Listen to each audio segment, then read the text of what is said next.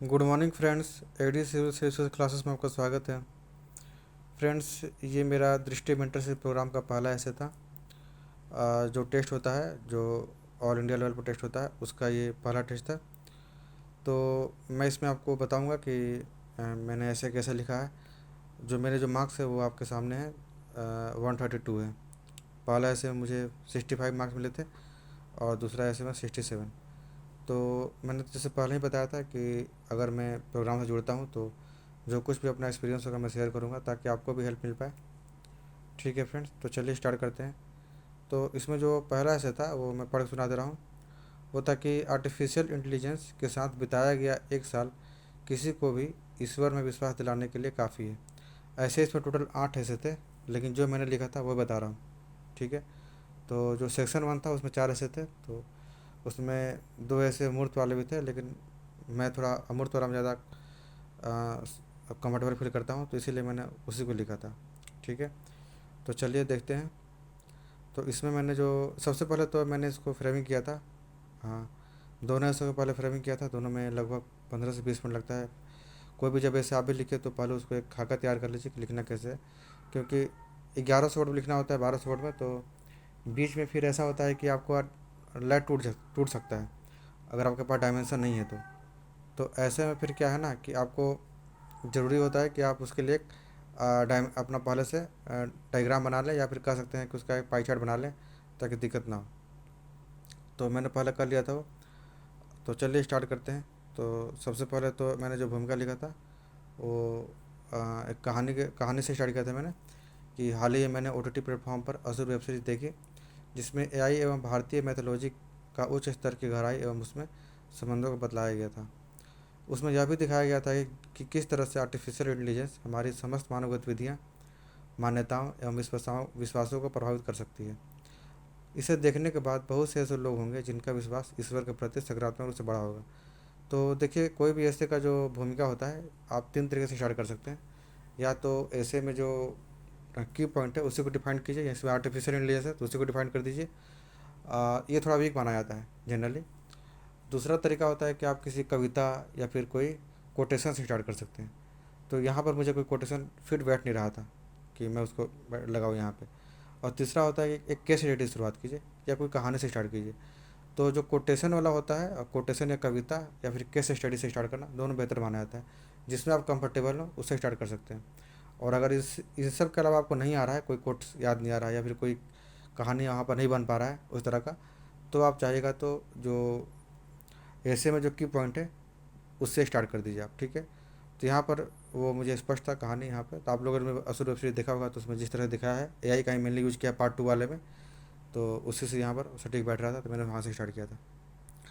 इसके बाद आगे है कि जो दूसरा पैरा है कि यह सीरीज भले ही काल्पनिक मान्यताओं पर बनी है, किंतु इसमें आर्टिफिशियल इंटेलिजेंस के प्रयोग का जो स्तर दिखलाया गया है वह वास्तविकता से दूर नहीं है। आज हमारे सामने कई ऐसे उदाहरण हैं जहाँ मानव क्रियाकलापों का स्थान इसने ले लिया है, चाहे वह भौतिक स्तर पर हो या हमारे मानसिक स्तर पर हो। इन सब को जानने से पहले हमें यह समझना होगा कि ईश्वर एवं आर्टिफिशियल इंटेलिजेंस के बीच क्या संबंध है। क्या दोनों बिल्कुल अलग अलग चीज़ें हैं या दोनों में समानता है। यानी ये ईश्वर और आर्टिफिशियल इंटेलिजेंस के बीच की बात कर रहा है, कि दोनों में, मतलब यहाँ पर कुल मिला ऐसे यही कह रहा है कि क्या आर्टिफिशियल इंटेलिजेंस ईश्वर तक पहुँच सकता है या स्वयं में ईश्वर है, यही जानना चाह रहा है आपसे वो। तो आपको पहले तो दोनों के बीच संबंध बताना पड़ेगा कि क्या संबंध है और कहाँ, और आर्टिफिशियल इंटेलिजेंस की सीमाएँ क्या है वो बताना पड़ेगा। तो मैंने उसी को यहाँ पर डिस्कस किया, ये दोनों में क्या समानता है। क्या स्वयं में यह मशीनी तकनीकी उन्नति आगे चलकर भगवान का रूप ले सकता है, या यह केवल भगवान या ईश्वर तक पहुँचने का एक माध्यम बन सकता है। यह सारी मार्ग बता सकता है, लेकिन हमें यह समझना होगा कि दोनों ही स्थितियों में यह हमारा विश्वास ईश्वर के प्रति बढ़ाना मत करेगा। कोई भी टेक्नोलॉजी हो, टेक्नोलॉजी कोई भी होती है, वो कहीं ना कहीं हमारे हमारे लिए हेल्प ही करती है। तो इस संदर्भ में है कि अगर आप अध्यात्म क्षेत्र में हैं तो टेक्नोलॉजी यहाँ पर आपको हेल्प कर रही है, ऐसा नहीं कि नुकसान पहुँचा रही हो। ठीक है। और जैसे जैसे विज्ञान प्रगति करेगा वैसे वैसे बहुत सी चीज़ें जो अध्यात्म क्षेत्र में जो अभी तक रहस्य बना हुआ है उसको हम लोग खोल लेंगे। तो इस क्षेत्र में आर्टिफिशियल इंटेलिजेंस भी उसी दिशा में काम करने का प्रयास कर सकता है, तो उसी को मैंने यहाँ पर लिखा था। फिर आगे मैंने बताया था कि इन सबका उत्तर ढूंढने से पहले हम आर्टिफिशियल इंटेलिजेंस को समझ लेते हैं, इसका स्वरूप तथा वर्तमान में वैश्विक स्तर पर इसके तकनीकी उन्नति को समझते हैं। उसके बाद ईश्वर के संबंध में हमारी वर्तमान धारणा, दर्शन में बताया गया ईश्वर की मान्यताएं एवं ईश्वर की खोज में हमारा अब तक का सफ़र जानना ज़रूरी है। तभी हम दोनों के बीच में संबंध को स्थापित कर पाएंगे। मतलब पहले तो हम देखना होगा कि हमारा जो एआई है वो कहाँ तक पहुँचा हुआ है, और ईश्वर के संबंध में जो हमारे दर्शन है वो कहाँ तक पहुँचे हुए हैं। तब जाकर हम दोनों के बीच में एक संबंध स्थापित कर पाएंगे। तो वही मैंने लिखा था यहाँ पे। फिर लिखा था कि आर्टिफिशियल इंटेलिजेंस का, कृत्रिम बुद्धिमत्ता, मशीन में तकनीकी विकास का वह स्वरूप। पहले मैंने यहाँ फिर मैंने एआई को डिफाइन किया था क्या है, कि एआई या कृत्रिम बुद्धिमत्ता मशीन मशीन में तकनीकी विकास का वह स्वरूप है जो मानव की बुद्धि के स्तर पर कार्य कर पाने में सक्षम होती है। इसके अंदर संवेदनशीलता एवं चेतना का विकास को लेकर स्पष्टता नहीं है, लेकिन इतना आवश्यक कि बड़े स्तर पर डेटा को प्रोसेसिंग कर मानव बुद्धि की तरह ही कार्य करने में सक्षम। मतलब ये मैंने कहना चाह रहा है कि इसके अंदर चेतना होती है नहीं, ये तो हम नहीं कह सकते हैं, ठीक है। और अभी तक तो यही निष्कर्ष है कि चेतना इसके अंदर होती नहीं है, ये डेटा को प्रोसेस करके काम करता है, ठीक है। तो हाँ, इस बारे में स्पष्टता भी नहीं है, क्योंकि बहुत सारे दर्शन में मैं आगे बताऊंगा, इसमें बहुत दर्शन बताया भी गया है कि जो चेतना है वो कुछ नहीं है, भौतिक तत्वों का ही एक समावेश है, वही बताया गया है यहाँ पे। तो इसलिए, लेकिन इतना ज़रूर है ना कि डेटा को जो प्रोसेस करके जिस तरह से काम कर रहा है, वो कहीं ना कहीं सोचने में मजबूर कर दे रहा है कि क्या आगे जाकर ये एक चेतना का रूप ले सकता है कि नहीं ले सकता है। जैसे एग्जांपल दिया जाए, सोफिया रोबोट जो हमारे हर सवाल का जवाब देने में लगातार सक्षम है। छोटे स्तर पर गूगल वॉइस इत्यादि दे सकते हैं, गूगल वॉइस से कुछ ही बोलते हैं, फटाक से उसका आंसर आ जाता है, ठीक है। तो इस तरह से हम देख रहे हैं कि अब इसका जो लेवल जो जैसे जैसे से बढ़ता चला जा रहा है, ऐसा लग रहा है कि ये कहीं मानव को प्रतिस्थापित ना कर दे, ठीक है। और कई बार तो ऐसा देखा जाता है कि कहीं इसके अंदर चेतना का विकास तो नहीं हो, जिस तरह से हमारे उत्तर का जो प्रतिक्रिया दे देंगे आने वाले रोबोट, तो कहीं ना अंदर से फीलिंग जो आएगी, कहीं ना कहीं इनके अंदर कुछ फीलिंग तो नहीं है, या मानव सा चेतना तो नहीं है, तो कहीं ना कहीं एक सवाल पैदा जरूर करता है। तो उसी को मैंने यहाँ पर लिखा था। फिर मैं दर्शन को जोड़ा था कि जहाँ तक ईश्वर का प्रश्न है, तो इस संबंध में भारतीय दर्शन एवं वैश्विक दर्शन में समानता नहीं है। भारतीय दर्शन के अनुसार वेदांत मानता है कि ईश्वर एवं आत्मा एक है, वहीं द्वैतवाद मानता है कि ईश्वर और आत्मा अलग अलग है। वहीं कुछ भौतिकवादी दर्शन का या नास्तिक दर्शन आत्मा या चेतना को भौतिक स्वरूप का ही एक अंग मानते हैं। इसमें चार्वाक दर्शन प्रमुख है, और उसके अनुसार कुछ अनुपात में भौतिक तत्वों का समावेश किया जाए तो चेतना का निर्माण होता है। तो चार्वाक दर्शन का ये मानना है कि जो हमारा चेतना है वो कुछ नहीं है, वो अलग नहीं है, वो चेतना भौतिक तत्वों के समावेश से बना है। उसका एक बहुत अच्छा एग्जाम्पल है कि हमारे दिमाग में चेतना का उद्भव होता है। अगर दिमाग को ही तोड़ दिया जाए पत्थर से मार के, या कैसे भी ख़त्म कर दिया दिमाग को, तो चेतना उत्पन्न नहीं होगा। मतलब भौतिक तत्वों से मिलकर बना है चेतना। इस लॉजिक ये लॉजिक देता है चार्वाक दर्शन। उतना लॉजिक इफेक्टिव नहीं है, बस कहीं ना कहीं सोचने में वो जरूर रहता है कि हाँ, होता है चेतना का विकास ही हो रहा होगा, ये सारा काम भौतिक तत्वों के समावेश ही हो रहा होगा, ये सारा चीज़। तो ये दर्शन, चार्वाक दर्शन यही बोलता है कि जो चेतना है, अगर निश्चित अनुपात में भौतिक तत्वों को मिलाया जाए तो चेतना का विकास अपने आप से हो सकता है, क्योंकि हमारा शरीर है वो पंच तत्वों से मिलकर बना हुआ है, ये चार्वाक दर्शन बोलता है। तो अगर हम लोग इस दर्शन को लेकर आगे चलते हैं, तो ये कहीं ना कहीं ये मजबूर करता है कि जो आर्टिफिशियल इंटेलिजेंस है वो भी कहीं ना कहीं भौतिक तत्वों से मिलकर ही बना हुआ है। तो कहीं ऐसा ना हो कि उसके अंदर एक उचित अनुपात में अगर चीज़ों को मिलाया जाए, तो ऐसा एक पॉसिबिलिटी बनती है कि उसके अंदर चेतना का विकास हो जाए, ठीक है। और जैसे अगर चेतना का विकास एक बार हो गया, तो चेतना का अगर उच्चतम स्तर पर जाकर वो ईश्वर का रूप भी धारण कर सकता है। तो इस कॉन्सेप्ट को मैंने आगे बढ़ाया था यहाँ पे, वही मैंने आगे लिखा था कि उपयुक्त आधार पर हम विश्लेषण करें तो हम पाते हैं कि चार्वाक दर्शन का सिद्धांत एआई में चेतना प्रवाह की पुष्टि करता है, क्योंकि उसके अनुसार जब कुछ निश्चित अनुपात में यदि भौतिक तत्वों के समावेश से चेतना का विकास हो सकता है, तो मशीन भी भौतिक तत्वों से निश्चित अनुपात से मिलकर बनी है। यानी कि इसका उच्च स्तर या विकसित स्वरूप अपने आप में मानव का स्थान ले सकता है, या दूसरे शब्दों में मानव सभ्यता का नाश भी कर सकता है। यानी कि अगर स्थान ले लिया तो नाश भी कर सकता है। जब उसके अंदर चेतना आ जाएगी तो कहीं ना कहीं वो चाहे हम इस दुनिया पर राज करें। और ऐसा नहीं है कि इस सिद्धांत पे काम नहीं हुआ, इस सिद्धांत पर बहुत सी मूवी बनी हुई है जिसका मैं आगे जिक्र करूँगा। यह सिद्धांत एआई में चेतना, आत्मा या ब्रह्म होने की ओर अस्पष्ट इशारा करता है। स्पष्ट तो नहीं बोलता पर अस्पष्ट तो करता ही है, क्योंकि जब इंसान के अंदर चेतना है, और जब इंसान चेतना का जब उस स्तर पर पहुँचता है, तो अपने आप में वो ईश्वर का रूप हो जाता है, या कह सकते हैं कि ईश्वर से वो एकत्व हो जाता है। तो अगर एआई के अंदर चेतना आ जाती है, तो उसका वो जो उच्चतम स्तर होगा वो जल्दी प्राप्त मानव जल्दी प्राप्त कर लेगा वो। तो कहीं ना कहीं वो भी आगे जाकर ब्रह्म का स्वरूप हो सकता है। तो यहाँ पर एआई सीधे ईश्वर का रूप धारण करने की बात चल रही है। जैसे कि एग्जांपल है कि हॉलीवुड में जो बनी एक मूवी टर्मिनेटर देखा होगा आपने, वहाँ पर है कि पूरा मानव सभ्यता को नाश कर देता है वो, ठीक है। ठीक उसी तरह से जो मैट्रिक्स, तो पूरा इसका बेस्ट एग्जाम्पल है। मैट्रिक्स तो ऐसा है कि जो पूरा दुनिया जो पूरा दुनिया जो चल रहा है वो प्रोग्रामिंग पे चल रहा है, ठीक है। वो जो आ, एक जो इनका जो कंसेप्ट है शंकराचार्य का कि दुनिया माया है, मैट्रिक्स में क्लियर दिखाया जाता है कि कोई रोबोट है, वो पूरा प्रोग्राम सेट ऐसा किए हुए हैं कि पूरा मानव सभ्यता को ही कंट्रोल कर रहे हैं। तो कहीं ना कहीं दिखा रहा है कि अगर चेतना का स्तर अगर मशीन में आ जाता है, तो वो पूरी दुनिया को कंट्रोल इस तरह से कर पाएंगे, ठीक है। तो ठीक उसी तरह से एक अन्य फिल्म मैट्रिक्स का भी इसी पर आधारित है, जहाँ स्वयं मशीन ही भगवान का रूप धारण कर संपूर्ण मानव सभ्यता को मात्र एक प्रोग्रामिंग के जरिए नियंत्रित करते हैं। तो यहाँ पर मैंने चबाक दर्शन को आगे बढ़ाया, वहीं बताया कि अगर उसके अंदर चेतना आती है मशीन के अंदर, तो क्या से क्या हो सकता है। या तो दुनिया बहुत अच्छी हो जाएगी, तो दुनिया बहुत ख़राब हो जाएगी। इस बारे में कुछ भी हम लोग नहीं कह सकते हैं। ठीक है, ये हो गया। अब इसका दूसरा पहलू देखते हैं। इसमें हम लोग ये देखेंगे कि हम मशीन में अपने आप में कभी चेतना नहीं आ सकती। मतलब जो भौतिक वस्तु अलग है और चेतना अलग है, यानी आत्मा अलग है, भौतिक वस्तु अलग है। उस कंसेप्ट पर काम करते हैं हम लोग। तो अब आगे आते हैं। ये सारा चबाक छोड़ के सारा दर्शन यही बात बोलते हैं कि भौतिक वस्तु और चेतना में बिल्कुल जमीन आसमान का डिफरेंस है। ठीक है, अब हम इसके दूसरे पहलू पर आते हैं। तो यहाँ अन्य दर्शन स्थापित होते हैं। भारतीय दर्शन के अन्य स्वरूपों में आत्मा, चेतना एवं भौतिक तत्व में स्पष्ट विभाजन रेखा स्पष्ट कर दी गई है, तथा चेतना आत्मा भौतिक वस्तु से बिल्कुल भिन्न आयाम है। ऐसे में यहाँ से स्पष्ट हो जाता है कि मशीन चाहे कितनी भी उन्नति कर ले, उसके भीतर चेतना का विकास नहीं हो सकता। चेतना या संवेदनशीलता दोनों, मतलब अगर चेतना रहेगी तो संवेदनशीलता भी रहेगी, ऑब्वियस है, का विकास नहीं हो सकता।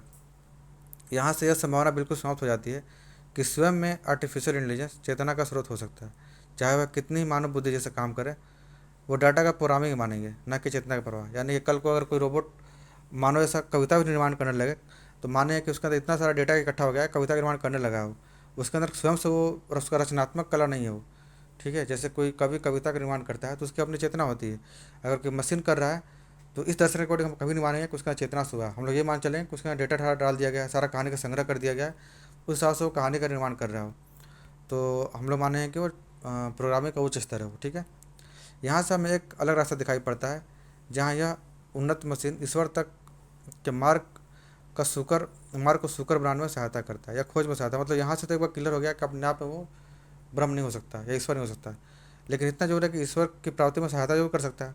क्योंकि अगर हम लोग आज भी देखिए, ऑडियो बुक में बहुत सारी चीज़ अवेलेबल है हम लोग पास है। ओशो का दर्शन को आप आराम से घर बैठे सुन सकते हैं। तो जब इसका एआई का जब उस तक पहुँचेगा, तो कहीं ना कहीं ये आध्यात्मिक खोज में हमारी हेल्प जरूर कर सकता है, भले या खुद में अध्यात्म ना हो। वही मैंने लिखा है यहाँ पे। चाहे वह दर्शन को आमजन तक पहुँचाने में, उदाहरण ऑडियो बुक एग्जाम्पल दिया है, दर्शन को समझने में हो तो 3D चित्रण द्वारा समझाया जाना, जैसा कि हम असुर सीरीज में असुर जैसे दिखाया गया, उस टाइप बहुत सी वेब सीरीज बन सकती है, जिसका वर्णन मैंने प्रारंभ में भूमिका में कर दिया था।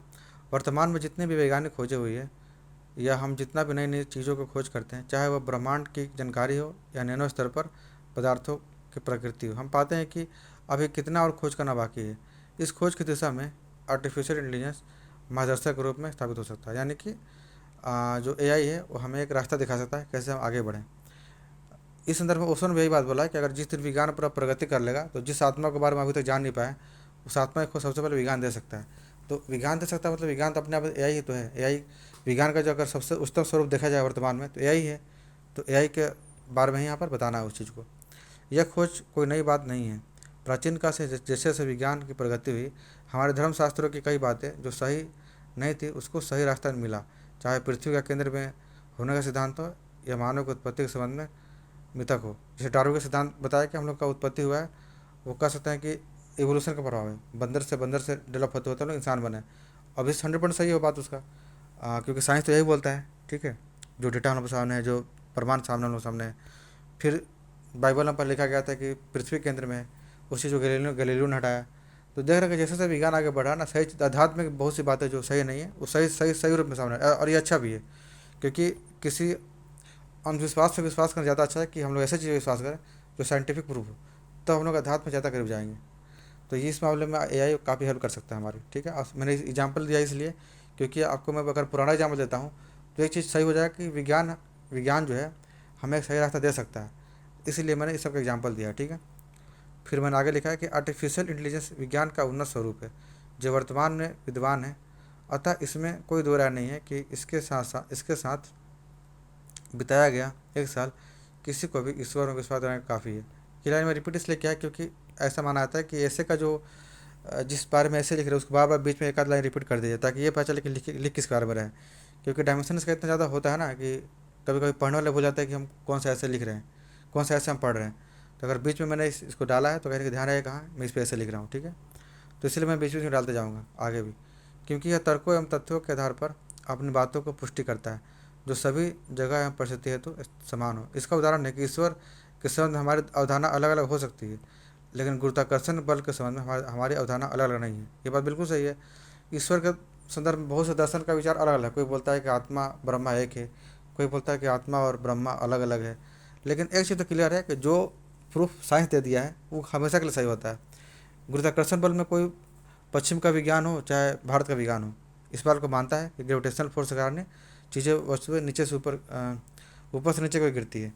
ठीक है, तो कहीं ना कहीं जो विज्ञान है वो आने वाले समय में दर्शन के संदर्भ में भी या बोल सकते हैं अध्यात्म संदर्भ में भी बहुत सी चीज़ों को स्पष्ट कर देगा। और वो पूरा यूनिवर्सल ट्रूथ होगा, वो कहीं के लिए अलग अलग नहीं होगा। ठीक है, तो यही मैंने बात यहाँ प्रूफ करने का प्रयास किया है। आर्टिफिशियल इंटेलिजेंस के साथ बिताया गया एक पल हमें इस बात का हमेशा आभास कराता है कि दुनिया में कितनी संभावनाएं हैं। हमें खोज करने के क्रम में क्वांटम स्तर पर जो पहुँचे हैं, किंतु क्वांटम दुनिया में सामान्य भौतिक विज्ञान के नियमों का न लगना हमें आश्चर्यचकित भी करता है एवं नई संभावनाओं को भी जन्म देता है। आपको पता होगा क्वांटम फिजिक्स में आप नई चीज़ों को, मतलब जो हमारा नॉर्मल जो फिजिक्स होता है उसका रूल क्वांटम में लागू नहीं होता है। ठीक है, वहाँ चीज़ें ऑब्जर्वेशन से बदल जाती है। आप लोग, अगर आप लोग थोड़ा सा भी पढ़ा होगा या फिर आईटी वगैरह तैयारी किए होंगे, नहीं तो अगर साइंस बैकग्राउंड से हो तो पता होगा कि जो डबल शिफ्ट एक्सपेरिमेंट किया गया था वहाँ दिखाया गया था कि इलेक्ट्रॉन का जो प्रवृत्ति होता है वो किस तरह से एक्सपेरिमेंट बदलता हो, सॉरी ऑब्जर्वेशन पर बदलता हो। यहाँ यहीं से टाइम ट्रेवल का भी कॉन्सेप्ट आया हुआ था। तो ये बात मैंने बताया है क्वांटम लेवल पर कैसी चीज़ें बदल रही है और ये हम कैसे सीख पाएँ, ये हम विज्ञान से सीख पाएँ।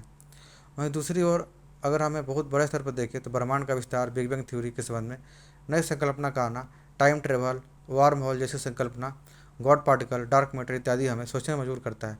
यही कारण है कि अक्सर कहा जाता है कि एक महान वैज्ञानिक कभी नास्तिक नहीं होता। ऑब्वियस है, जो इतना खोज कर लेगा उसको बहुत सी चीज़ें के बारे में जानकारी नहीं हो पाएगी। वो कितना भी खोज कर ले नई नई चीज़ें आ जाएगी। तो एक हिस्सा बजा को मान लेता है कि कोई ना कोई शक्ति है जो चीज़ को संचालित करती है। ठीक है, तो चाहे कितने बड़ा वैज्ञानिक क्यों ना हो, अंतिम में आकर चीज़ को मानता है कि एक होलिस्टिक शक्ति है जो चला रही है, मतलब वो आस्तिक हो ही जाता है। शुरुआत में वैज्ञानिक, छोटा वैज्ञानिक नास्तिक होता है, तभी वो खोज करता है।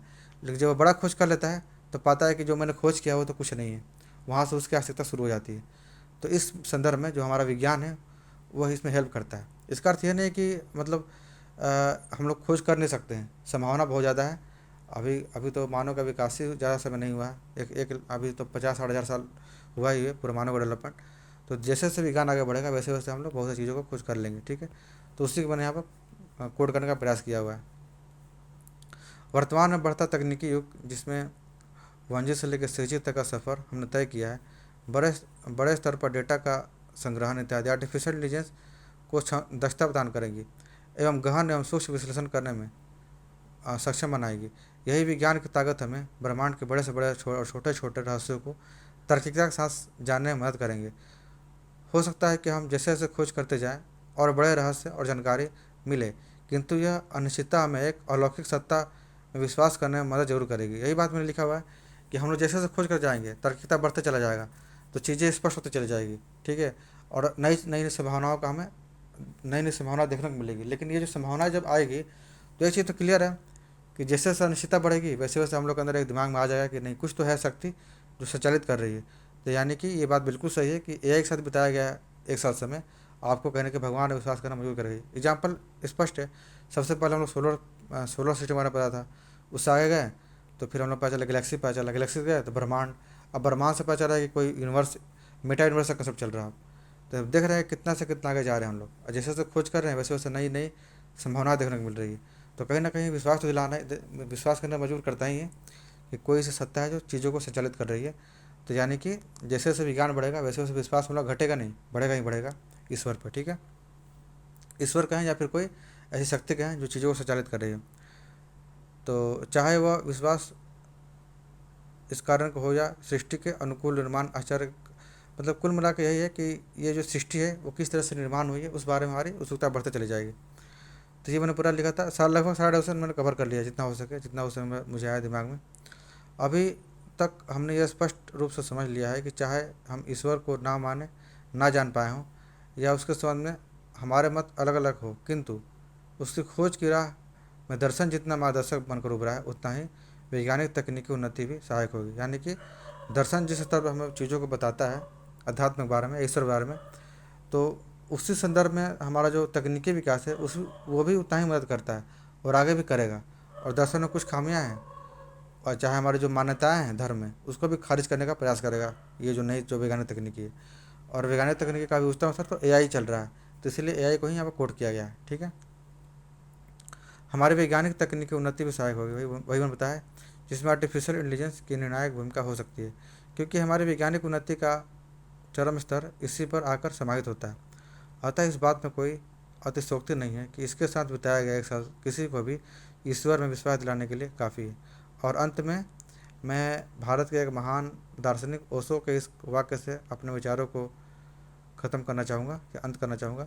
ईश्वर की खोज पश्चिम का विज्ञान एवं पूर्व का अध्यात्म के मिलन द्वारा ही हो पाएगा। ये ओशो ने बहुत पहले लाइन बोला था ये, और ये जो लाइन है ये काफ़ी मुझे प्रभावित किया था, क्योंकि जिस समय इन्होंने लाइन बोला था, ये सोचिए कि आने वाला 100 साल में प्रासंगिक होने वाला है, क्योंकि विज्ञान को अभी प्रगति करने में 100 साल 150 साल लगेगा वहाँ तक पहुँचने में, अध्यात्म तक पहुँचने में, जहाँ तक मुझे लगता है। और इन्होंने बात बहुत पहले बोल दिया था कि पश्चिम का विज्ञान और पूर्व का अध्यात्म दोनों मिलकर ही हम ईश्वर तक पहुँच पाएंगे। ठीक है, क्योंकि बिना विज्ञान, क्योंकि विज्ञान और अध्यात्म अलग अलग चीज़ें नहीं हैं, ये ओशो ने बहुत पहले ही बात बोला था। और यहाँ पर बिल्कुल सटीक बैठता है, चाहे एआई का सेंस हो या कोई भी तकनीकी विकास का सेंस हो। ठीक है, तो इससे मैंने अंत किया हुआ है। तो ये मेरा पूरा ऐसा था, मैंने आप लगभग आपको पढ़ के सुना दिया, लगभग थोड़ा वर्ड ज़्यादा चला गया है, थोड़ा सा कम करना पड़ेगा। तो 1300 वर्ड के राउंड चले जाते हैं, और 65 इससे मुझे मिले हैं। तो अब चलते हैं नेक्स्ट ऐसे पे। ठीक है, बाकी आप लोग बताइएगा कि और इसमें क्या क्या सुधार हो सकता है। ठीक है, जो दूसरा मैंने ऐसे लिखा था वो लिखा था कि अत्यधिक सतर्क रहने की नीति सबसे बड़ा जोखिम है। तो ये जो ऐसे है, ये लाइन अपने आप में ना कोट है ये। ठीक है, जैसे कभी क्या होता है कि यूपीएससी जो ऐसे दे रहा है वो किसी व्यक्ति का कोटेशन सीधे उठा कर डाल दे रहा है। ठीक है, जैसे कि मैंने भी जो यहाँ पर डाला हुआ है कोटेशन, वो भी कहीं पहले ऐसे में आ चुका है। ठीक है, तो यूपीएससी का एक ट्रेंड चल रहा है पिछले 2-3 साल से, जो अमूर्त वाले ऐसे होते हैं, वो कोई ना कोई स्टेटमेंट होता है, उसी को आपको एलिब्रेट करना होता है। तो यहाँ पर जो प्रैक्टिस कराया जा रहा है उसी बेस पे तैयार गया है, जो कि सही भी है, क्योंकि जैसा ऐसे यूपीएससी में आ रहा है वैसा हम लोग को यहाँ प्रैक्टिस करना पड़ेगा। ठीक है, तो चलिए स्टार्ट करते हैं। तो अत्यधिक सतर्क रहने की नीति सबसे बड़ा जोखिम है। तो मैंने शुरुआत किया था यहाँ पे कि भटक कर ही सही मंजिल को ढूंढ ही लेंगे, गुमराह तो हुए घर से बाहर निकले ही नहीं। फिर दूसरा मैंने डाला था, लंगर से लगा नाव सबसे सुरक्षित होता है, लेकिन वह उसी के लिए तो नहीं बना होता। तो ये दोनों जो कोटेशन है, ये दोनों सटीक यहाँ बैठ रहा है, क्योंकि यहाँ पर बात वही है कि जोखिम लीजिए ही मत, आप घर में बैठे रहिए, तो ऐसे तो फिर आप कुछ नहीं लाइफ में कर पाइएगा।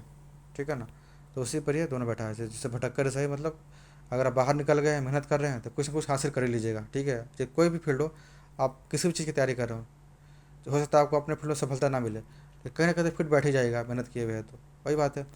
और नाव वाला भी एग्जाम्पल उसी सेंस में है कि ये अगर नाव को लंगर में बैठा कर रहेंगे तो फिर सामान को कौन पहुँचाएगा। ठीक है, फिर उसमें भी जंग लग जाएगा तो वही बेकार हो जाएगा। तो इस सेंस में दोनों यहाँ बैठ रहा था। तो मैंने शुरू में बताया था कि कोई भी जो ऐसे होता है, जो सबसे सटीक तरीका होता है, या तो आप किसी कोटेशन से या फिर कोई कविता से स्टार्ट कर दीजिए, और नहीं तो आप केस स्टडी से स्टार्ट कीजिए या कोई घटना से स्टार्ट कीजिए। तो पहले वाले मैंने केस स्टडी बना दिया था, वहाँ पर सटीक बैठ रहा था वो। और दूसरे वाले में मैंने सोचा कि इस पर कोटेशन डाल देते हैं, क्योंकि एक ही चीज़ से दोनों स्टार्ट करना सही नहीं रहता है। एग्जाम में आप भी कोशिश कीजिएगा कि अगर आप एक शुरू किए केस स्टडी से तो दूसरा शुरू कीजिएगा कोटेशन से, दोनों सेम मत कीजिएगा। बाकी आपका ऑप्शन ना बचा हो तो दोनों से स्टार्ट कर दीजिएगा।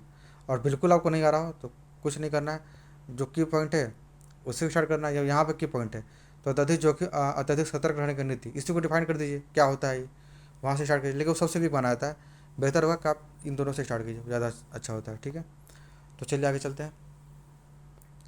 फिर मैंने लिखा हुआ है कि उपयुक्त दोनों पंक्तियाँ हमें इस बात का स्पष्ट आभास कराती है कि अत्यधिक सतर्क रहने की नीति सबसे बड़ा जोखिम है। जोखिम उठाने का एक खतरा हमेशा बना रहता है असफल हो जाने का, किंतु जोखिम ना लेने पर असफल होने का पूरा खतरा है। बात सही है, अगर आप जोखिम लेते हैं तो हो सकता है फेल हो जाए, लेकिन अगर जोखिम नहीं लीजिएगा तो 100% संभावना कि फेल हो जाइएगा। तो बेहतर है कि जोखिम ले ही लीजिए। ठीक है, इसी संदर्भ में मैं एक प्रसंग का जिक्र करना चाहूँगा, जिसमें नेपोलियन से उनके सिपाहियों ने पूछा कि जब भी जंगल में आपके पास दो राहें में जाने का विकल्प होता है, तो आप तुरंत निर्णय लेते हैं कि किस ओर जाना है। आपको इस बात का भय नहीं रहता है कि विकल्प गलत भी हो सकता है। तो नेपोलियन ने जवाब दिया कि एक विकल्प चुनने में 50% संभावना जीतने की है या सही होने की है, लेकिन ना चुनने में तो 100% संभावना ना जीतने की है, क्योंकि तब तक हमारे सामने से दुश्मन हम पर चढ़ाई कर देंगे। बिल्कुल सही है, दो विकल्प है, अगर आपको बिल्कुल समझ में नहीं आ रहा है क्या करें तो कोई एक चुन लीजिए, संभावना तो रहेगा 50% सही होने का ना, नहीं तो फिर नहीं चुनेगा तो फिर वो गया काम से आपका। यही पर नेपोलियन का ये कोट बिल्कुल सटीक बैठ रहा है, तो मैंने उसका एग्जाम्पल लिया था। यह बात बिल्कुल सही है कि अत्यधिक सतर्क रहने की नीति सबसे बड़ा जोखिम है, लेकिन हमें यह नहीं भूलना चाहिए कि सतर्कता अवश्य आवश्यक है। लेकिन तब सवाल यह उठता है कि किस हद तक सतर्कता को जोखिम माना जाए। क्यों अत्यधिक जोखिम लेना अपने आप में जोखिम नहीं है, या सतर्क रहना, सतर्कता न बरतना अपने आप में जोखिम नहीं है। हम आगे एक एक करके इन बातों पर विश्लेषण करेंगे। बात तो ये भी अपने आप में सही बात है कि अगर हम लोग सतर्क ना रहें तो काफ़ी समस्या हो सकती है, क्योंकि सतर्क रहने पर ही हम लोग किसी चीज़ को सही तरीके से कर पाते हैं। लेकिन यहाँ पर स्पष्ट रूप से लिखा है अत्यधिक सतर्कता, यानी कि आप सतर्कता के चक्कर में आप रिस्क लेना ही बंद कर दीजिए, इस मामले में कह रहा है, उसी को मैंने बताया यहाँ पे। तो आगे यही मैंने बताया कि विश्लेषण करेंगे तथा उसके संबंध में अपने विचार प्रस्तुत करेंगे। इसके साथ हम उन तथ्यों को भी उजागर करेंगे जहाँ अत्यधिक सतर्कता किस प्रकार जोखिम पैदा करती है, एवं इस बात का भी विश्लेषण करेंगे कि किस प्रकार महान व्यक्तियों ने जीवन में जोखिम लेकर न केवल स्वयं बल्कि समाज का भी उत्थान किया है। जिस जीवन में या व्यवस्था किसी भी स्तर पर सतर्क रहना जरूरी है, किंतु जब यह सतर्कता आवश्यकता से अधिक हो जाती है तो जीवन स्थूल हो जाता है, एवं व्यक्ति जीवन में बिना जोखिम उठाए जिए जाता है। यह स्थिति सतर्कता जीवन के लिए घातक है। इससे व्यक्ति के मानसिक प्रगति के साथ साथ उसके लिए विकास के सारे अवसर बंद हो जाते हैं, चाहे व्यक्तिगत स्तर पर हो या व्यवस्था के स्तर पर। परिवर्तन एकमात्र सत्य है। इसलिए कहा गया है कि जीवन में परिवर्तन एकमात्र ऐसा कारक है जो अपरिवर्तनीय है। इस संबंध में सबसे रोचक प्रसंग है कि शेर भी जंगल में दौड़ता है क्योंकि उसे शिकार की तलाश है, तथा हिरण भी जंगल में दौड़ता है क्योंकि उसे शिकार नहीं बनना है। तात्पर्य यह है कि आप शिकारी हो या शिकार हो, दोनों स्थिति में अत्यधिक सतर्कता को जोखिम डाल देगी। ठीक है, यानी कि अगर शेर ये सोचे कि कौन बाहर निकलेगा, आराम से अपने मान में रहो, तो कभी भूखे पर मर जाएगा वो। ठीक है, अगर हिरण भी सोच ले कि मैं भी अगर मान में रहूँ, बाहर निकले हुए ना शेर के डर से, तो ना तो वो घास खा पाएगा और ना ही अपना बचा पाएगा वो। तो यहाँ पर थोड़ा बहुत मिलता जुलता है, तो मैंने डाल दिया वहाँ पर मिलेगा तो। ठीक है, ये हो गया। इसके बाद आगे चलते हैं। हमारे सामने बहुत सारे ऐसे उदाहरण पड़े हैं जहाँ महान व्यक्ति एवं शासकों ने अपने सुरक्षित जीवन से बाहर आकर जोखिम उठाया एवं समाज एवं देश को बदला। प्राचीन काल में देखो, चाणक्य धनानंद के अपमान के बावजूद चाहते तो अपना जीवन सुरक्षित व्यतीत कर सकते थे, किंतु उन्होंने प्रतिज्ञा ली कि इस निरंकुश शासक का वो स्थूल नाश करेंगे, तथा चंद्रगुप्त मौर्य की सहायता से मौर्य वंश की नींव रखी, जिसने बाद में सिकंदर के सेनापति सेल्यूकस निकेटर को पराजित किया। तो देख रहे हैं कि जिस तरह से अगर चाहते चंद्रगुप्त अगर ये चाहते चाणक्य, तो अपना अपमान को सह लेते नियति मानकर और अपना जीवन को अच्छे से बिता सकते थे, क्योंकि ऑलरेडी वो प्रोफेसर थे तक्षशिला विद्यालय में, अच्छी खासी सैलरी उनकी होगी, अच्छी सुविधा थी। लेकिन उन्होंने सतर्कता के जीवन को नहीं अपनाया, बल्कि उस समय जो देश में जो गंभीर आपदा थी सिकंदर का आक्रमण, उसको लेकर उन्होंने जोखिम उठाया और कह सकते हैं कि उन्होंने एक नया साम्राज्य दिया पूरे देश को, जो कि जिसकी महिमा आज भी हम लोग गाते हैं। उसी उसी साम्राज्य के अंग के रूप में अशोक निकले हैं, और कह सकते हैं कि इनकी जो जोखिम उठाने की क्षमता थी वो किस तरह से हमारे देश को बचाने में सफल रही। ठीक है, तो उसका मैंने जिक्र किया यहाँ पे। मध्यकाल में कबीर ने तत्कालीन सामाजिक आवंडर एवं कुरीतियों के खिलाफ गहरा चोट किया तथा खुलकर आलोचना की। आपने जाम जोखिम में रख कर भी उन्होंने अन्य व्यक्तियों को अमान किया। यहाँ पर लिखा हुआ है मैंने कि कबीरा खड़े बीच बाजार, लिए लुकाठी हाथ, जो घर जारो आपने चलो हमारे साथ। यानी कबीर पूरी तरह से तैयार है लोहा लेने के लिए सत्ता से। उनको पता है कि अगर हम लोग सत्ता से अगर लोहा लेंगे तो ऑब्वियस है कि हमारे ऊपर अटैक होगा। ठीक है, लेकिन जोखिम उठाना जरूरी है समाज को बदलने के लिए। इसीलिए वो बोलते हैं कि भाई मैं तो अपना घर जला चुका हूँ, अब जिनको समाज बदलना है तो वो बोले मेरे साथ आ जाए। और ये आज के समय बिल्कुल सही बैठती है। आज का जो मीडिया है, मैंने यहाँ पर डाला नहीं, एग्जाम्पल छूट गया वो, लेकिन वहाँ डालना चाहिए था कि जो आज की मीडिया है उनके लिए ज़रूरी होता है कि वो अपने कंफर्ट जोन से बाहर निकालें। अब ऐसा होता है कि अब जो सत्ता पक्ष होते हैं उनको कुछ पैसे देकर या अन्य भी तरीके से डरा धमका कर उनको अपने पक्ष में किए हुए हैं, लेकिन उनका कर्तव्य बनता है कि देश को जगाए हो, और जो कुछ कमियां हैं देश में अपने कंफर्ट जोन से बाहर निकल कर वो बताएं, सही चीज़ों को पेश करें। कुल मिलाकर कमियां क्या, सही चीज़ों को पेश करें। लेकिन ऐसा नहीं कर रही है वो, अपने आप को सतर्कता तरीके से या कह सकते सुरक्षित तरीके से रखना चाह रही है। तो सोचिए कि देश का अगर चौथा स्तंभ खराब हो जाए तो देश कहाँ चला जाएगा, खुद अंदाजा लगा लीजिए आप। तो यहाँ पर सटीक बैठ रहा है कबीर जो उस समय काम कर रहे थे, और आज ये काम तो करना चाहिए मीडिया को, लेकिन यही बात है। तो वो प्रसंग आया नहीं है, बट आप लोग कभी आए तो जरूर डालिएगा इस चीज़ को। ठीक है, क्योंकि बहुत सी चीज़ आ नहीं पाता मतलब एग्जाम्सन में लिखने क्रम में ना बहुत चीज़ छूट जाती है। ठीक है, ये हो गया। आगे है कि आधुनिक काल में हम देखें तो राजा राम मोहन राय ने जोखिम उठाकर सती प्रथा का विरोध किया एवं इससे संबंधित कानून को पारित करवाया। इसी तरह ईश्वर चंद्र विद्यासागर, महादेव गोविंद नाथ, एग्जाम्पल बहुत सारा है, डाल दीजिएगा, ठीक है, सबका एग्जाम्पल में डाला हुआ है यहाँ पे, ठीक है। लेकिन जो सबसे बेस्ट एग्जाम्पल वो गांधी जी का है, आपको भी पता है। अपने जीवन के आरामदायी क्षणों को त्याग कर जिस व्यक्ति ने न केवल देश बल्कि विश्व के लिए कल्याण का काम किया है वह महात्मा गांधी है। अगर ये चाहते तो अत्यधिक सतर्कता बरतते हुए अपने जीवन को वकील के पेशे के रूप में आगे बढ़ा सकते थे। आपको पता होगा गांधी जी काफ़ी अमीर फैमिली से आते थे। उस समय इंग्लैंड में पढ़ना सबके बस की बात नहीं थी, ठीक है। और ये पोरबंदर के दीवान के पुत्र थे, तो इनके पास पूरा अपॉर्चुनिटी था कि जीवन को अच्छे से बिता सके, लेकिन उन्होंने सतर्कता का जीवन नहीं जिया। उनको पता था कि देश संकट में है और इनकी जो इंसल्ट हुई थी दक्षिण अफ्रीका में, ये समझ चुके थे कि जब मेरे इस व्यक्ति का इंसल्ट हो सकता है तो देश में आम आदमी क्या हाल हो रहा होगा। इस संदर्भ में इन्होंने अपने अपने आप को जोखिम उठाया देश के लिए। और आपको भी पता है कि उन्होंने क्या किया, ठीक है। तो वही मैंने आगे लिखा हुआ है कि चाहते तो अच्छे से बिता सकते, लेकिन उन्होंने सुनियोजित सतर्कता इनके अंदर भी थी, पर सुनियोजित थी कि मुझे कब क्या करना है। इनकी जो भी नीतियाँ थी गांधी जी की, चाहे वो संघर्ष विराम संघर्ष की नीति हो, अहिंसा की नीति हो, ये सब पूरी तरह से कह सकते हैं कि सुनियोजित थी। उस समय भारत की जो दशा थी, सामाजिक आर्थिक दशा थी, उसके अकॉर्डिंग इन्होंने इस नीति को चलाया था और काफ़ी सक्सेस रहा था उस समय।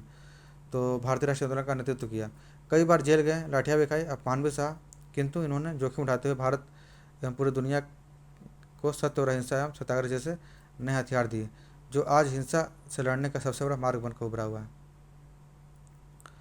महात्मा गांधी इस बात को बखूबी समझते थे कि जीवन में जोखिम लेना खतरा है, लेकिन अत्यधिक सतर्कता बरतना भी जीवन में जोखिम पैदा कर सकता है। उनको पता था बात ये कि जोखिम लेंगे तो ज़रूर मतलब जीवन खतरे में पड़ सकता है, पर जोखिम ना ले तो जीवन उससे ज़्यादा खतरे में पड़ सकता है। अपना जीवन क्या, पूरा समाज का जीवन खतरे में पड़ सकता है। तो इस संदर्भ में अच्छे से बात समझते थे और उन्होंने वैसा किया भी। अब आगे चलते हैं। वर्तमान परिप्रेक्ष्य में देखें तो एक सिविल सेवा की तैयारी करने वाले छात्र के दृष्टिकोण से देखें या सिविल सेवा के अधिकारी बनने के बाद नजरिए देखें तो दोनों ही परिप्रेक्ष्य में यह वाक्य प्रासंगिक मालूम होता है। तैयारी के दौरान में एक छात्र अपने कंफर्ट जोन से बाहर निकलकर लगातार कड़ी मेहनत करता है, तभी जाकर उसे सफल होने की संभावना बनी रहती है। तो ऑब्वियस है कि मैं आप जो भी तैयारी कर रहे हैं सिविल सेवा की, तो ऑब्वियस है कि कंफर्ट जोन से बाहर निकले हुए हैं, घर द्वार छोड़ के बाहर निकल तैयारी कर रहे हैं, तो रिस्क तो वहाँ आदमी उठा ही रहा है। हर चीज़ को लेके संभावना बनी रहती है कि सफल होंगे या फिर नहीं होंगे, लेकिन जोखिम उठाना पड़ेगा। अगर हम लोग जोखिम ना उठाएंगे तो ज़्यादा संभावना है कि असफल हो जाए, ठीक है। इसके बाद कहानी यहीं पर ख़त्म नहीं होता है। एक बनने के बाद भी एक सिविल सेवक अधिकारी के लिए अत्यधिक सतर्कता या जोखिम न लेने की अभिवृत्ति पूरे प्रशासन तंत्र को दक्षहीन बना देती है तथा खराब कार्य संस्कृति को पैदा कर सकती है। ऑब्वियस है, अगर आप कहीं का डीएम बनते हैं और आप बिल्कुल कंफर्ट जोन में रह रहे हैं, बिल्कुल रिस्क नहीं ले रहे हैं, इनोवेशन नहीं ला रहे हैं सोसाइटी में, तो फिर वही हो जाएगा कि जैसा चल रहा है चलेगा, ठीक है। तो वो चीज़ अपने उसी मानसिकता के साथ आप भी जी रहे हैं तो सोसाइटी में बदलाव नहीं हो सकता है। और ये हो सकता है कि आपका जीवन काफ़ी अच्छे से बीत जाए, ठीक, क्योंकि आप ऑफिसर हैं, लेकिन सोचिए कि लॉन्ग टर्म में देश को कितना नुकसान होगा इससे, ठीक है ना। तो यही बात यहाँ पे है, अत्यधिक सतर्कता के यहाँ जो बात किया गया वो केवल आपके व्यक्तिगत स्तर पर नहीं किया गया, वो पूरे सोसाइटी के स्तर पर किया गया, पूरे देश के स्तर पर किया गया। तो यहाँ पर ये सब बात सटीक पड़ती है, क्योंकि जब आप ऑफिसर बनते हैं तो आप व्यक्तिगत इंसान नहीं रह जाते हैं, ठीक है ना, आप पूरे देश के लिए काम कर रहे होते हैं। ऐसे में हो सकता है कि वह किसी दबाव का अपने जीवन में जोखिम ना ले, दबाव कारण मतलब कह रहा है दबाव या अपने जीवन में जोखिम ना लेने के कारण ऐसे निर्णय ले जिससे आगे चलकर वह स्वयं खतरे में पड़ जाए। ऑब्वियस है कि अगर आप चाहिए कि कंफर्ट जोन में रहें, बिल्कुल कोई रिस्क ना लें, तो हो सकता है कि आप भी खतरे में पड़ सकते हैं, व्यक्तिगत रूप से ही पड़ सकते हैं। यही कारण है कि जोखिम वहन की क्षमता सिविल सेवा के बुनियादी मूल्यों से यही माना गया है कि आप जब पढ़ते हैं एथिक्स में सिविल सेवा का बुनियादी मूल्य, वहाँ पर जोखिम वहन की क्षमता भी शामिल है उसमें। इस प्रकार हम देख रहे हैं कि अत्यधिक सतर्कता बरतने की नीति जीवन में जोखिम की संभावना को बढ़ा देता है। वर्तमान में मैंने कई ऐसे क्रिकेट मैच देखा, इसके डायमेंशन में बढ़ाने का प्रयास किया क्योंकि मैंने ऐतिहासिक डायमेंशन ले लिया, वर्तमान का डायमेंशन ले लिया है। तो सोच रहा हूँ कुछ अलग से ऐसा एग्जाम्पल पेश करूँ जो सीधे मतलब स्पष्ट रूप से नज़र आ जाए। तो ये मैंने यहाँ पर पेश किया क्योंकि मैं ये देखता हूँ क्रिकेट, तो मुझे पता है कि यहाँ पर ऐसा होता है, आप भी देखते होगा तो आपको भी पता होगा। ये वर्तमान में मैंने कई ऐसे क्रिकेट मैच देखे हैं जहाँ बैटर केवल इसलिए आउट हो जाता है कि वो अत्यधिक सतर्कता के साथ रक्षात्मक रवैया अपनाता है। ऐसा देखा था रोहित शर्मा के साथ, बहुत मतलब वो डिफेंसिव मोड होकर के आता है तो आउट ही हो जाता है, ठीक है। यदि वह आउट नहीं भी होता है तो टीम को ऐसी स्थिति में हो जाती है जहां अत्यधिक जोखिम लेना अनिवार्य हो जाता है और अंततः ज़्यादातर मामलों में संबंधित टीम हार जाती है। आईपीएल में देखा होगा आपने, इस तरह का कई मैच हुआ है जो अधिक अधिक बॉल हो गया और मैच लगभग हार ही गया हो। तो छोटा सा एग्जाम्पल लिया है, ठीक है ना, समझाने का प्रयास किया इस एग्जाम्पल के थ्रू कि कहीं ना कहीं अत्यधिक सतर्कता हर क्षेत्र में काम आती है, मतलब हर क्षेत्र के लिए जोखिम है, चाहे क्रिकेट ही काहे ना हो। ठीक है, आगे चलते हैं। वर्तमान में कई देश आर्थिक संकट का सामना कर रहे हैं, जैसे श्रीलंका, पाकिस्तान, वेनेजुएला इत्यादि। उनकी इस स्थिति का मूल में जाएँ तो हमें पता चलता है कि इसके इसमें प्रत्यक्ष एवं अप्रत्यक्ष तरीके से अत्यधिक सतर्कता की आर्थिक नीति ही जिम्मेदार थी। ऑब्वियस है, उन्होंने बड़ा निर्णय लिया ही नहीं। जैसे भारत में जीएसटी लाया गया, रिस्क लिया गया था, शुरुआत में बहुत दिक्कत हुआ था, लेकिन चलिए आज कलेक्शन कितना ज़्यादा हो रहा है, देख रहे हैं आप, जीएसटी से रिकॉर्ड तोड़ कलेक्शन हो रहा है। ठीक है, इस तरह से कई ऐसे सरकारी भारत के स्तर पर ऐसे कदम बहुत से लिए गए हैं जो शॉर्ट टर्म के लिए तो काफ़ी जोखिम भरे थे, लेकिन वर्तमान उसका बेनिफिट हमें मिल रहा है। ठीक है ना, यही चीज़ श्रीलंका पाकिस्तान नहीं कर पाए, उन्होंने अभी भी जो फ्रीबीज का सिस्टम है पाकिस्तान में देख ही रहे हैं वहाँ चल रहा है। तो इस तरह से वहाँ पर देखिए कितना आर्थिक संकट पैदा हो चुका वहाँ पर। अगर उन्होंने पहले ही कड़े एवं जोखिम भरे आर्थिक निर्णय लिए होते तो शायद इतने बड़े जोखिम का सामना नहीं करना पड़ता, चाहे वह प्रगतिशील कर सुधार हो या उपयुक्त निवेश नीति हो। ठीक है, अत्यधिक सतर्क रहने की नीति सबसे बड़ा जोखिम है। यह हुआ कि आज भारत के संदर्भ में भी परेशानी मालूम होती है। आज भारत युवाओं का देश है तथा जनंकीय लाभांश का 40 साल से अधिक का समय हमारे पास है। आपको पता है अमृतकाल चल रहा है 22 से 47, तो अभी हमारे जो पोटेंशियल है युवाओं का वो काफ़ी ज़्यादा है। ऐसे में अगर युवा यहाँ के अत्यधिक सतर्कता बरतने लगे तो देश आगे बढ़ नहीं पाएगा। ठीक है, और अभी ज़्यादा ज़रूरी है कि यहाँ के युवा जोखिम लें, स्टार्टअप वगैरह खोलें या फिर नया नया इनोवेशन लाएँ ताकि देश को तेज़ी से आगे बढ़ाया जा सके। यही मैंने यहाँ पर लिखने का प्रयास किया है, और हमारे जो प्रधानमंत्री इसके लिए काम भी कर रहे हैं, प्रयास भी कर रहे हैं इसके लिए। ठीक है, यदि भारत को वैश्विक स्तर पर हर स्तर पर, चाहे वो आर्थिक हो, राजनीतिक हो या सैन्य हो या भू रणनीतिक हो, अपनी अलग पहचान बनानी है या विश्व गुरु को प्रस्तावित होना है, तो यह लाइन सर्वाधिक उपयुक्त होगा। ठीक है, तो ये मैंने भारत के सन बताया, फ्यूचर के बारे में बताया कि यह लाइन किस लिए भारत के फ्यूचर में नई दिशा देता है। तो यहाँ मैंने देखा कि लगभग मैंने सारे डायमेंशन कवर किए हुए हैं, चाहे ऐतिहासिक हो, वर्तमान हो, एक सिविल सेवक के रूप में हो, छोटा सा क्रिकेट मैच एग्जाम्पल हो, ताकि कोई चीज़ एंगल छूटे ना इससे। ठीक है, पिछले कुछ दशकों में हमने यह करके भी दिखाया है, चाहे चाहे कर सुधार हो, कोविड-19 के दौर में आत्मनिर्भरता हो, चीन की सीमा घुसपैठ का जवाब हो, हर क्षेत्र में हमने अत्यधिक सतर्कता के बजाय जोखिम भरा निर्णय लिया। बिल्कुल, कहीं ना कहीं डर था, चाइना के समय में डर था कि कहीं स्मॉल स्केल वार भी हो सकता था, लेकिन हमने रिस्क लिया वहाँ पे, क्योंकि पीछे हटना भी अपने आप में एक संप्रभु देश के लिए सही नहीं होता है। तो ये दिखाता है भारत की पॉलिसी इस मामले में कि अत्यधिक सतर्कता के बजाय हम लोग जोखिम भरा निर्णय लेते हैं। ठीक है, चाहे वो आर्थिक स्तर हो, चाहे भू राजनीतिक स्तर हो। ठीक है, भारत की वैश्विक पहचान अलग देशों के रूप में होने लगी है। आवश्यकता इस बात की है कि आने वाले समय में हम इस रणनीतिक या मजबूत इच्छा शक्ति के साथ आगे बढ़ें, ताकि आर्थिक, राजनीतिक एवं भू राजनीतिक दृष्टिकोण से शिखर की ऊंचाइयों तक पहुंच सके। और अंत में इस पंक्ति के साथ मैं समापन करना चाहूँगा कि अगर आप आलोचना से बचना चाहते हैं तो जीवन में कुछ नया मत कीजिए। ये उसी का कह सकते हैं कि एक साइनोम से है, उसी का एक परिभाषित शब्द है कि अत्यधिक सतर्कता जीवन में जोखिम पैदा करती है। जोखिम लोग क्यों नहीं लेते हैं, आलोचना का नहीं लेते हैं। अब नया नया काम इसलिए नहीं करते हैं ताकि लगता है कि लोग आपका आलोचना करेंगे। तो अगर आपको आलोचना से बचना है तो जीवन में कुछ नया कीजिए ही मत। ठीक है ना, तो ये मैंने यहाँ पर डाला हुआ है, यानी कि अगर आपको कुछ नया कीजिएगा तो आलोचना होगा ही होगा, जोखिम लेना ही पड़ेगा आपको। तो अंतिम मैंने कोट से किया ताकि थोड़ा इफेक्टिव रहे। ठीक है, तो मैंने यहाँ पर आपको दिखाया कि मैंने ऐसे लिखा गया था, सारा डायमेंशन मैंने कवर करने का प्रयास किया जितना हो सके, उसमें जितना मेरा दिमाग काम किया मैंने कवर करने का प्रयास किया। आपको भी आइडिया लग रहा होगा कि किस तरह से हम लोग आगे बढ़ते हैं। और ज़रूरी होता है कि ये जो मेरा जो फ्रेमिंग है, ये जो मेरा जो क्रमबद्धता है, इस कारण से आया हुआ है क्योंकि मैंने पहले फ्रेमिंग कर लिया था। आप भी ऐसे फ्रेमिंग कर लीजिएगा, नहीं तो फिर कहाँ से कहाँ चला जाएगा ऐसे पता नहीं चलेगा आपको। ठीक है, अब बीच बीच में ये जो लाइन है ना जो ऐसे का वो आते रहना चाहिए। मेरा भी आया हुआ है यहाँ पे, और इसमें मुझे मिले थे 67 नंबर। तो टोटल मुझे 132 मार्क्स मिले थे। तो राइटिंग कैसे हुए, राइटिंग थोड़ा वो दिक्कत हो रहा था, तो उसमें सुधार करना पड़ेगा मुझे। ठीक है ना, ये चीज़ें।